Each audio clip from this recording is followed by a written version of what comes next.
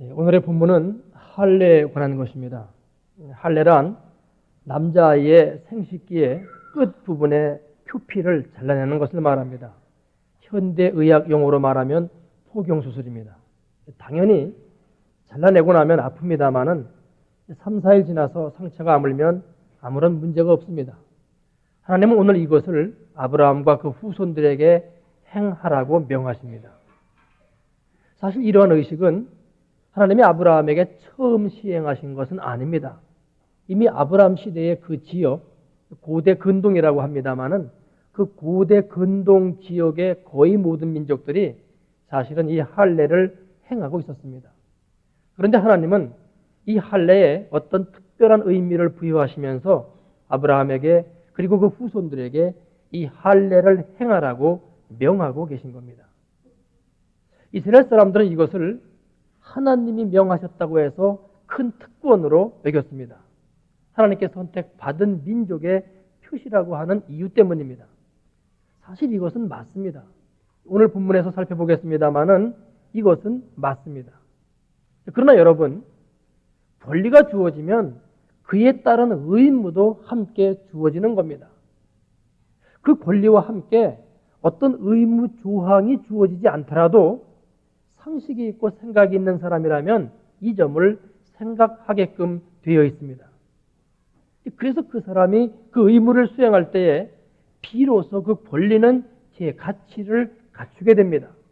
그러나 자신이 마땅히 해야 할 일은 행하지 아니하고 권리만을 주장하면 어떻게 됩니까? 결국에는 그 권리를 잃어버리게 됩니다. 이제 본문으로 들어갑니다. 우리는 저지난주 종려주일에 9절 말씀에 대해서 상고한 바 있습니다. 하나님이 또 아브라함에게 이르시되 그런즉 너는 내 언약을 지키고 내 후손도 대대로 지키라. 이 말씀은 하나님이 처음으로 아브라함에게 명령하신 내용이었다고 했습니다. 그런데 그 내용을 보면은 이 명령이 아브라함에게 무엇을 어떻게 하라고 하는 어떤 조건을 제시하는 그런 내용이 아닙니다. 오히려 내가 너를 축복할 터이니 너는 이 축복을 계속 받아 누릴 것이구마. 그러니 너는 나의 이 축복, 나의 이 은혜 베푸는 것을 거부하지 말 것이구마. 이런 의미의 언약이었습니다. 즉 하나님이 아브라함에게 어떤 조건을 제시하고 그 조건이 충족되어야 축복하신다는 게 아니라 내가 먼저 축복할 터이니 너는 이걸 그냥 받기만 해라. 안 받으려고 하지 말라는, 그래서 일방적으로 축복을 베푸시는 것을 받아들이라는 언약이었다는 겁니다. 이제 그러면 우리는 이런 의문을 갖게 됩니다. 아니, 축복을 주시겠다는데, 그것도 하나님이 축복을 주시겠다는데 안 받을 이유가 어디에 있어? 하나님이 좀 이상한 염려를 하시네? 이런 생각이 드는 거지요. 그러나 문제는 그 축복의 내용이 무엇냐 하는 겁니다. 이에 대해서는 하나님이 창세기 12장 이하의 이제까지의 본문 가운데 4번 내가 너와 또 내 후손과 언약을 세운다 하시며 말씀하셨습니다. 제일 먼저 15장 8절에서는 땅을 주시겠노라는 축복의 언약이었습니다. 아, 그거 좋지요. 땅을 주시겠다는데 안 받을 이유가 어디에 있습니까? 그 다음 17장 2절에서는 너로 심히 번성케 할 것이라는 축복의 언약이었습니다. 아, 이것도 좋지요. 자손이 많아진다는데 싫어할 이유가 어디에 있습니까? 더구나 그 당시에는 자손이 많은 것이 곧 세력이 강해지는 소위 부국강병의 가장 좋은 방법이었습니다. 시족사였으니까요. 그 다음 17장 4절에서는 너는 열국의 아비가 될 것이라는 축복의 언약이었습니다. 이것 또한 얼마나 좋습니까? 모든 나라들이 다 아브라함으로부터 나온다. 이 축복도 마다할 이유가 없습니다. 그리고 마지막 17장 7절 말씀은 내가 내 언약을 나와 너와 네 대대 후손 사이에 세워서 영원한 언약을 삼고 너와 네 후손의 하나님이 되리라는 것이었습니다. 너와 네 후손의 하나님이 되리라. 하나님이 나와 내 후손의 하나님이 되시겠다고 하는데 이것도 마다할 이유가 없습니다. 그리고 보면 하나님이 아브라함에게 또 그 후손들에게 축복의 언약을 주시면서 너희는 그냥 받기만 해. 이걸 깨뜨리려고 하지마 하며 말씀하시는 것은 무언가 앞뒤가 안 맞는 것 같습니다. 다 좋은 것들이니 그래서 안 받을 이유가 전혀 없는데 이 언약을 안 지킬까 봐 염려하시며 지키라고 하시니 하나님이 뭘 잠시 오해하셨나 실수하셨나 하는 생각이 드는 겁니다. 그러나 여러분, 문제는 이 말씀, 이 언약, 이 축복에 들어있는 하나님의 뜻이 무엇냐 하는 겁니다. 하나님이 우리를 그저 이 땅에서 잘 살고 잘 되게끔 하기 위해 존재하시는 그런 분인가요? 하나님이 아브라함에게 땅을 주시고 그 자손을 번성케 하고 모든 나라들의 아비가 되게 하겠다고 하셨는데 이게 다 뭡니까? 이런 것들이 우리들 인생의 목표가 될 수 있는 겁니까? 또 아니 그럼 하나님은 왜 아브라함에게만 이러시나요? 왜 다른 사람에게는 이런 축복을 주려 하지 아니하시나요? 하나님이 아브라함과 그 후손들의 하나님이 되어주시겠다는 것은 아브라함과 그 후손을 단지 이 땅에서 잘 되게끔 하기 위해서 이런 축복을 하고 계시는 것이 아닙니다. 그게 아니라 아브라함과 그 후손들을 당신의 백성으로 삼고자 하시는데 그 목적이 있습니다. 그래서 이들을 통해 이 땅에 당신의 나라를 이루시고자 하는 것, 바로 여기에 하나님이 아브라함과 그 후손들을 부르신 궁극적인 목적이 있습니다. 땅을 주겠다. 이것은 땅 자체에 포인트가 있지 않습니다. 땅을 주시는 그 과정 가운데 하나님을 믿는 믿음을 주시는 여기에 그 진짜 목적이 있습니다. 내 자손을 번성케 하겠다. 하나님을 잘 따르는 백성들을 많이 만들어내어 번성케 하시겠다는 것이지 무조건 아브라함의 자녀들을 번성케 하시겠다는 것이 아닙니다. 모든 나라들의 아비가 되게 하겠다. 역시 하나님을 잘 섬김에 따르는 그런 나라들의 아비가 되게끔 하시겠다는 겁니다. 만일 하나님의 뜻을 거역하고 말도 안 듣는 그런 나라들의 아비가 되면은 어찌 되겠습니까? 그런 나라는 한 나라라도 없어야 좋은 거지 많으면 많을수록 골치 아픈 겁니다. 그래서 마지막으로 내가 너와 내 후손의 하나님이 되겠다는 약속은 내가 너희를 하나님의 백성으로 만들어서 아브라함 너희 하나님이 되고 또 나를 잘 믿고 따르는 그런 내 후손들의 하나님이 되시겠다는 거지 혈통상 아브라함의 후손이긴 한데 말도 안 듣는 자들의 하나님이 되시겠다는 뜻이 결코 아닌 것이죠. 이제 그러면 하나님이 아브라함과 그 후손들이 하나님의 이 축복을 받지 않을까 염려하여서 너희는 이 축복을 받아야 돼. 안 받으려고 하지 마. 이 언약을 깨뜨리려고 하지 마. 이런 뜻으로 너는 내 언약을 지키고 내 후손도 대대로 지키라고 명령하시는 그 이유를 어렴풋하게나마 이해하게 됩니다. 이 모든 축복의 본래 내용은 아브라함과 그 자손들이 먼저 하나님의 사람으로 바뀌어지게끔 하는데 그 본뜻이 있는 겁니다. 그런데 범죄에 타락한 인간들은 본능적으로 이것을 싫어하고 거부합니다. 죄악된 삶이라 하더라도 그냥 내 본래의 그 방식, 그 삶의 방식대로 살고 싶지 이걸 고쳐서 하나님의 뜻 가운데 사는 방식으로 바꾸는 것이 싫은 겁니다. 그것이 옳은 줄은 압니다. 그러나 이것을 아는 것과 실제로 나를 그렇게 바꾸는 것은 전혀 별개의 문제일시다. 우리들 신앙의 문제가 이거 아닌가요? 지금 하나님이 아브라함을 부르셨다는 것은 어떤 의미가 있습니까? 아브라함을 이런 당신의 백성의 모습으로 그 본질과 삶의 형태를 바꾸시겠다는 겁니다. 그런데 이걸 아브라함에게 너 그렇게 바꾸어야 돼? 그러니 노력해봐. 이렇게 명령하시는 게 아니라 내가 너를 그렇게 바꾸겠어. 그러니 그렇게 알고 따라와. 이걸 거부하지 마. 이렇게 말씀하고 계시는 거죠. 여러분 베너 영화를 거의 다 보셨으리라고 생각합니다. 주인공 베너가 새로 부임하는 유대 총독을 살해하려 했다는 그런 누명을 쓰고 죄인의 신분으로 유배됩니다. 그리고는 당시 군함에 노를 젓는 노예가 되지요. 드디어 전투가 벌어집니다.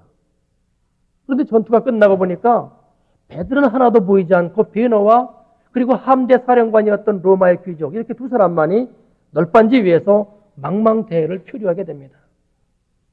이 사령관은 패전에 책임을 지고 자결하려고 합니다. 그때 베너가 힘으로, 완력으로 그를 스스로 묶어가지고는 자결하지 못하게끔 합니다. 얼마 뒤 로마 함대에 의해서 구조가 되었는데 알고 보니 로마가 대승한 전투였습니다. 그래서 이 사령관은 로마에 들어가서 시저와 로마 백성들에게 열렬한 환영을 받습니다. 그리고 이때 이 사령관이 베너를 양자로 삼습니다. 그 당시 노예라 하더라도 일단 양자로 들어가게 되면은 그 양 아버지의 권세를 그대로 물려받았습니다. 여러분 그 장면에 보시면은 그 양 아버지의 반지를 끼고 가져 고향으로 가서 자기를 노예로 팔아버린 그 친구 그리고 로마 총독에게 도장을 땅 찍으면서 내 어머니와 아내를 찾아내고 집어 던집니다. 그들이 꼼짝 못하고 찾아내기 시작합니다. 뿐만 아니라 귀족으로 그 신분이 바뀌었으므로 로마의 장군으로 원로원의 원로로 그리고 거의 없는 케이스였습니다만은 사실은 법적으로는 황제까지 올라갈 수도 있었다는 겁니다. 그러면 여러분 이게 얼마나 대단한 신분의 변화입니까? 얼마나 대단한 영광입니까? 그러나 일이 되기 위해서는 그동안의 노예 생활에서 익혔던 막대먹은 습관들을 버려야 됐습니다. 그래서 귀족으로서의 예의 범절과 품위를 익혀야 됐습니다. 그런데 여러분 그래서 그것이 필요하고 좋은 줄은 압니다마는 이제까지 제멋대로 살았던 노예가 그것들을 익혀서 이제는 이 귀족 문화에 익숙해져야 하는 것이 그리 쉬웠겠습니까? 옛날 노예일 때 겉에서 이 귀족들의 삶을 볼 때에는 참 부러웠던 삶입니다. 또 신분이 바뀐 후 처음에는 즐거웠습니다. 더러운 옷을 벗고 새 옷을 입게 되고 딱딱한 나무 침대에서 담요 하나만 덮고 자는 것이 아니라 이제는 푹신푹신한 침대에서 양털 이불을 덮고 자니 꿈만 같습니다. 그런데 시간이 지날수록 힘들고 답답합니다. 노예 때는 아무렇게나 배만 부르게 먹으면 그만이었습니다. 그런데 이건 식사 때마다 예의를 따라야 됩니다. 예전에는 그저 숟가락 하나만 가지고 맛있게 먹으면 그만이었는데 이제는 스푼에 포크에 칼도 몇 개씩 있어가지고선 다 음식마다 사용하는 방법이 다릅니다. 예전에는 그저 지저분한 농담을 막 하면서 자유롭게 살았는데 이제는 그랬다가는 큰일 납니다. 말도 고상한 말만 해야 되고 생활의 매너도 잘 지켜야 됩니다. 그러다 보니까 옛날 노예 시절에 배부르게 먹고 옷소매로 입을 그냥 쓱 닦아버리고 아무 데고 누워 자고 하던 그 생활이 더 편한 겁니다. 지저분한 농담을 하면서 거짓말도 쓸쓸해가며 또 적당히 도둑질도 하던 그런 생활이 더 자유롭다고 생각되며 그리워지는 겁니다. 그러나 이제는 그럴 수가 없으니 처음에는 좋고 즐거웠던 귀족 생활이 이제는 힘들고 어렵고 지겹습니다. 그래서 옛 생활로 뒤돌아가고 있습니다. 하나님이 우리를 부르신 것은 고작 이 땅에서 잘 먹고 잘 살게 하기 위해서 부르신 것이 아닙니다.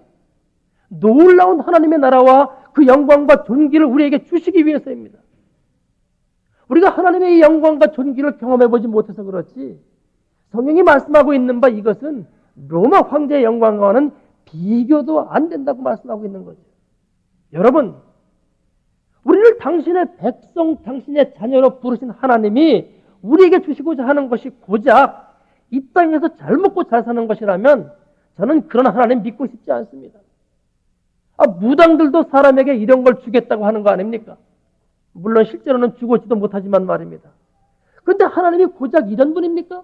정말 그렇다면 저는 그런 하나님 믿고 싶은 생각이 없습니다. 하나님이 우리를 부르신 것은 이 땅에서 잘 먹고 잘 살게 하기 위해서가 아닙니다. 당신이 귀중히 여기시는 것들을 우리에게 주시기 위해서입니다. 그래서 당신의 영광과 존귀가 가득한 당신의 나라를 우리에게 주시겠다는 겁니다. 그래서 우리를 부르셨습니다.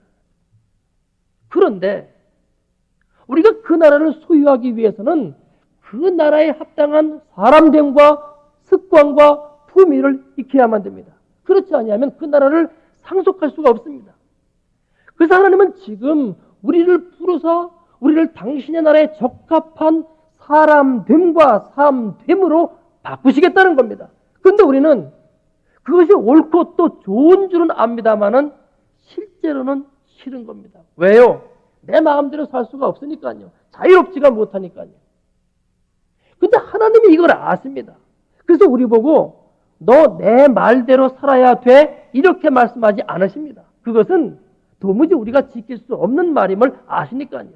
대신 뭐라고 하시는 겁니까? 내가 너를 나의 이 나라에 적합한 사람으로 변화시켜 갈 테니까 너는 이것을 거부하지 마. 이건 내가 네게 그냥 은혜로 선물로 주려고 내가 일방적으로 세운 언약이야. 그러니 너는 그냥 받기만 하면 돼. 이런 의미로 너는 내 언약을 지키고 내 후손도 대대로 지키라고 말씀하시는 겁니다. 그러면서 이 언약에 대해서 10절에서 이렇게 말씀하십니다. 너희 중 남자는 다 할례를 받으라. 이것이 나와 너희와 너희 후손 사이에 지킬 내 언약이니라. 여기서 우리는 하나의 의문점을 발견하게 됩니다. 이제까지 우리가 살펴본다 하나님이 아브라함과 그 후손에게 세우신 언약의 내용은 내가 너를 나의 백성으로 변화시켜 갈 테니까 너는 이것을 거부하지 마 하는 것이었습니다. 그런데 지금 이 10절은 남자가 할례를 받는 것, 그것이 곧 나와 너희 후손 사이에 지켜야 할 내 언약이라고 하십니다. 그러면 어느 것이 하나님이 세우시는 진짜 언약입니까? 이스라엘 백성들이 혼돈했던 것이 바로 이 점입니다. 그들은 육신의 할례만 받으면 자신들이 자동적으로 무조건 하나님의 백성이 되는 것이라고 여겼습니다. 그래서 할례의 본 의미는 잊어버린 채 할례를 받고 있으니까 신약시대에 들어와서는 그들의 그 육신의 할례가 아무런 의미가 없다고 말해지게 되는 겁니다. 따라서 여러분, 할례란 우리를 기어코 당신 닮은 모습으로 변화시키겠다고 하는 하나님의 이 은혜, 이 축복, 일방적인 하나님의 이 언약을 받아들이겠다는 것, 그것이 곧 할례입니다. 그래서 이것이 일치할 때에 이 내용과 할례는 같은 게 되는 겁니다. 이래서 11절을 보십시오. 너희는 양피를 베어라. 이것이 나와 너희 사이의 언약의 표징이니라. 하나님이 베푸시는 이 언약을 받아들이는 표징으로 할례를 행하는 것이라고 분명히 말씀하고 있습니다. 그렇기 때문에 할례만 받으면 자동적으로 하나님의 백성이 되는 것이 아니란 말입니다. 하나님의 그 언약을 이루겠노라고 하는, 받아들이겠노라고 하는 결단이 함께 있어야 됩니다. 여기서 우리는 두 가지 점을 생각해 볼 수 있습니다. 한 가지는, 그러면 하나님은 왜 남자에게만 할례를 행하게끔 하셨는가 하는 점입니다. 이에 대해서 보통 성서학자들이 주장하는 바는 그 당시 문화가 남성 위주의 문화였으니까 이렇게 말합니다. 그런데 이것은 정확한 답이 못 됩니다.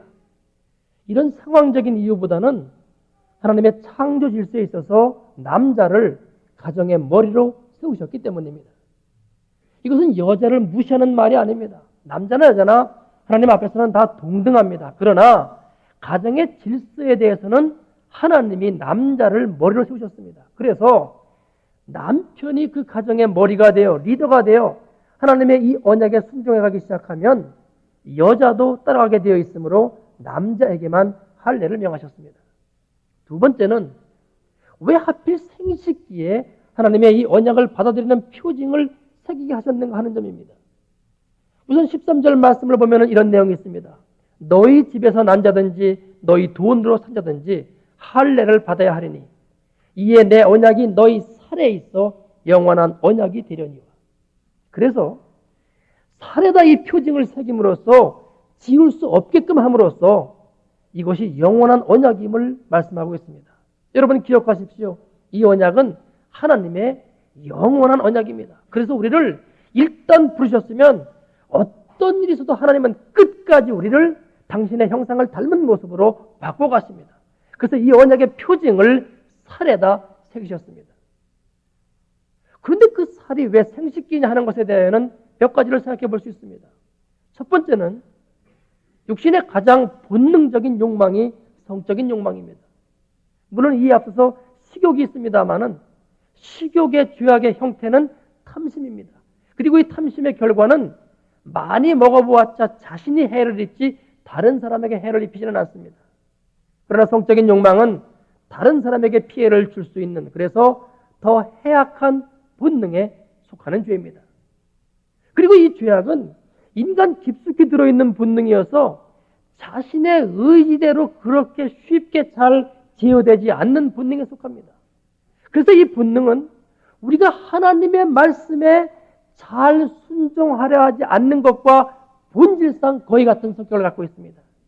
그래서 내가 하나님의 뜻에 순종하며 따라오는 것이 그리 쉽지 않은 일이라는 것을 기억나게 하기 위해서, 그래서 너 자신을 신용하지 말고 하나님만을 의지해야 될 것을 생각나게 하기 위해서 하나님이 이곳에 각인케 하신 겁니다.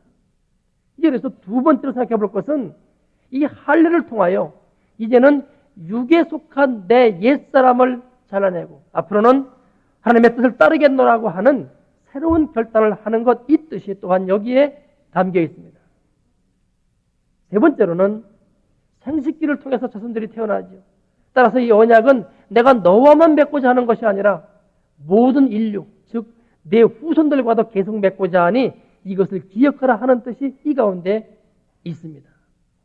이제 12절로 14절을 보면은 우리가 갖고 있는 상식을 정정해야 될 일이 발생됩니다.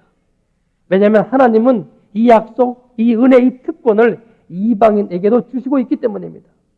그래서 하나님의 이 은혜는 단순히 육체적인 할례의 그 의미가 있는 것이 아니라는 점을 분명히 하십니다. 12절부터 봅니다. 대대로 남자는 집에서 난 자나 혹 너희 자손이 아니요 이방 사람에게서 돈으로 산 자를 물어나고 난 지 8일 만에 할례를 받을 것이다. 집에서 난 자는 아브라함의 후손들입니다. 이스라엘 사람들입니다. 또 돈으로 산 자는 이것은 이방인을 말합니다. 근데 그들은 다 물어나고 난 지 8일 만에 할례를 받을 것이요. 8일은 그때가 가장 수술하기 좋은, 아이가 아프지 않다고 합니다. 그때 할 것이요. 13절 너희 집에서 난 자든지 너희 돈으로 산 자든지 할례를 받아야 하리니 이에 내 언약이 너희 살에 있어 영원한 언약이 되려니와. 14절 할례를 받지 아니한 남자 곧 그 양피를 베지 아니한 자는 백성 중에서 끊어지리니 그가 내 언약을 배반하였음이니라. 지금 이 내용을 보면은 유대인들이 그리고 우리들이 성경에 이런 내용에 대해서 얼마나 무지하냐 하는 것을 알 수가 있습니다.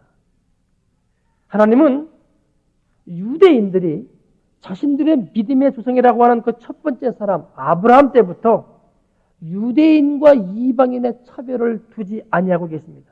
그래서 이방 종들에게도 이 언약을 똑같이 시행하라고 말씀하십니다. 물론 하나님이 처음에 불러내신 사람이 아브라함인 것은 틀림없습니다. 그런데 애굽에서 그 소유가 풍족하게 되어 올라온 이후 창세기 13장을 보면은 아브라함의 목자와 롯의 목자가 서로 다투고 있습니다. 아마도 애굽에서 가나안 땅으로 올라올 때 이미 그래서 그들에게 속한 이방인들이 생겨난 것 같습니다. 그렇다면 그들은 아브라함을 통해서 하나님을 알 수가 있었습니다. 아브라함이 그들의 주인으로서 당연히 자기 집안의 모든 권속들에게 그 신앙을 전파하고 또 따르게끔 했을 것이 분명하기 때문입니다. 그런데 지금 하나님이 내가 너와 함께 하겠다. 너를 나의 백성으로 변화시키겠다. 그러니 너희는 나의 이 언약, 이 은혜를 거절하지 말라 하는 이 축복을 나타내는 할례를 아브라함에게만 허용하고 계신 것이 아니라 이방인 종에게도 허락하고 계십니다. 이방인 종이라 하더라도 그 약속을 아는 사람이라면 그들 모두에게 그대로 적용하시겠다는 것이지요. 그런데 어찌 하나님이 유대인들만의 하나님이 될 수 있단 말입니까? 일단 말씀이 들려졌으면 그 모든 사람들이 다 하나님의 백성이 될 자격이 있는 겁니다. 단지 문제는 하나님의 그 말씀, 그 음성에 순종하려 하고 있느냐 아니냐의 문제이지 혈통의 문제가 아니요 할례의 문제가 아니란 말입니다. 여러분, 지금 우리가 다 이렇게 예배당에 와서 앉아있으니 우리가 다 아브라함의 후손이라고 말할 수 있는 겁니까? 과연 아브라함의 믿음의 후손이라고 말할 수 있는 겁니까? 하나님이 나를 변화시켜 가시고자 하는 당신 자신의 그 언약, 그 축복을 받아들이지 않는다면, 그래서 지금 내가 주님 닮은 모습으로 변화되어 가고 있지 않으면 바로 이것이 구약시대 유대인들이 할례를 받았기 때문에 자신들은 아브라함의 후손이라고 여기고 있는 것과 똑같은 겁니다. 이런 유대인들을 향해서 세례 요한이 마태복음 3장 9절에서 한 말을 기억하십니까? 독사의 자식들아, 누가 너희를 가르쳐 임박한 진노를 피하라 하더냐. 그러므로 속으로 아브라함이 우리 조상이라고 생각하지 말라. 내가 너에게 이르노니 하나님이 능히 이 돌들로도 아브라함의 자손이 되게 하시리라. 사람들이 어느 만큼이나 하나님의 이 언약, 이 은혜, 이 축복을 받아들이려 하지 않느냐. 그래서 하나님 닮은 모습으로 바뀌어지려 하지 않느냐 하는 것을 단적으로 드러내주고 있는 말입니다. 오죽하면 하나님이 돌들로다 아브라함의 자손들을 만들어내겠다고 하실까요? 여러분, 신앙은 개인의 문제로 끝나게 되면 안 됩니다. 물론 하나님과 나와의 1대1의 자세가 분명하게 갖춰야 됩니다. 그러나 그 다음에는 반드시 사람들 사이에 하나님의 나라를 이루는 단계로 발전되어 나가야 됩니다. 예수님이 하나님과 1대1의 관계에서 무슨 문제가 있었겠습니까? 아무런 문제가 없었습니다. 그러나 우리에게 하나님의 나라를 이루셔야 됐기 때문에, 여기까지 나아가셔야 됐기 때문에 그분이 죽으셔야 됐습니다. 다시 신분이 바뀌어지고 지극한 존귀가 주어지는 로마 시대 입양의 문제로 돌아가 보십시다. 노예들을 한 명만 입양한 게 아니라 떼거리로 수십 명을 입양했습니다. 하나님이 지금 아브라함에게 너와 네 자손에게 맺고자 하는 언약이라고 말씀하고 있는 것을 기억하십시오. 이 아브라함의 자손들이 지금 그 안에 들어와 있는 바로 우리들 아닙니까? 그런데 수십 명을 입양했더니 혼자 입양되었을 때에는 너무 갑갑하고 불편해서 다시 이 집을 나갈 생각을 하고 있었는데 이제는 아닙니다. 다 그놈이 그놈이니까 도망 나갈 필요가 없습니다. 그래서 그냥 거기서 옛날 살았던 모습대로 살려고 하는 겁니다. 그래서 야, 아무렇게나 우리 좋은 방식대로 자유롭게 먹고 소매로 그냥 쓱 입 닦아버리고 아무데나 퍼져서 찾아. 거짓말도 하고 도둑질도 하고 지저분한 농담도 하면서 즐겁게 살자 이러면은 이건 입양한 가치가 전혀 없는 겁니다. 그런 사람들에게는 로마가 줄 수 있는 온갖 귀한 것들을 줄 수가 없는 겁니다. 하나님은 오늘 아브라함과 그 후손인 우리들에게 할례의 특권을 주고 계십니다. 그러나 문제는 우리들이 과연 이 권리에 부응하는 삶을 살고 있느냐의 문제입니다. 근데 여러분, 이것은 내 쪽에서 무엇을 어찌하는 것이 아니지 않습니까? 내가 무엇을 어떻게 애써야 되는 그런 것이 아니지 않습니까? 하나님이 하시는 그 선한 일, 그 선한 손길에 그냥 순종하고 받아들이기만 하면 되는 겁니다. 바로 이것이 하나님이 주시는 권리를 행사하기 위한 유일한 조건입니다. 그러나 사실 이것은 조건이라고 할 수도 없는 조건이죠. 나는 그냥 믿고 따라가기만 하면 되니까요. 그런데 우리가 이걸 안 한다니까요. 그래서 하나님은 지금 우리에게 사실은 명령하고 계시는 게 아니라 애원하고 계시는 형국입니다.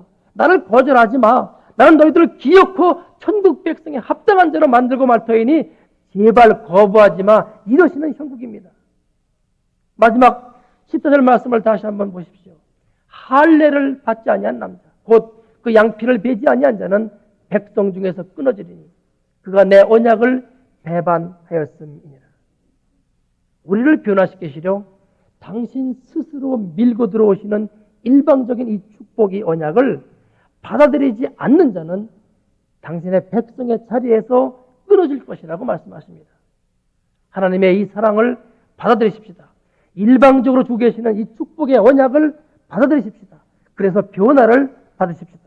그래서 하나님 앞에 무할례자가 되지 말고 약속의 증표를 갖춘 할례자가 되십시다. 하나님은 오늘도 이 축복을 아무런 말 없이 묵묵히 우리 가운데 내려주고 계십니다. 기도하겠습니다. 아버지, 보이지 아니하는 하나님입니다마는 그러나 우리의 삶 가운데 함께 하시며 지금도 보이지 않는 손길로 우리 가운데 인도하심의 역사하심을 믿습니다. 그리고 우리를 하나님을 닮은 자로 만드시기 위해서 계속 우리를 인도하시며 애쓰고 계심도 아버지 믿습니다. 우리 하여금 이 손길 가운데 우리가 순종할 수 있도록 인도하여 주옵소서.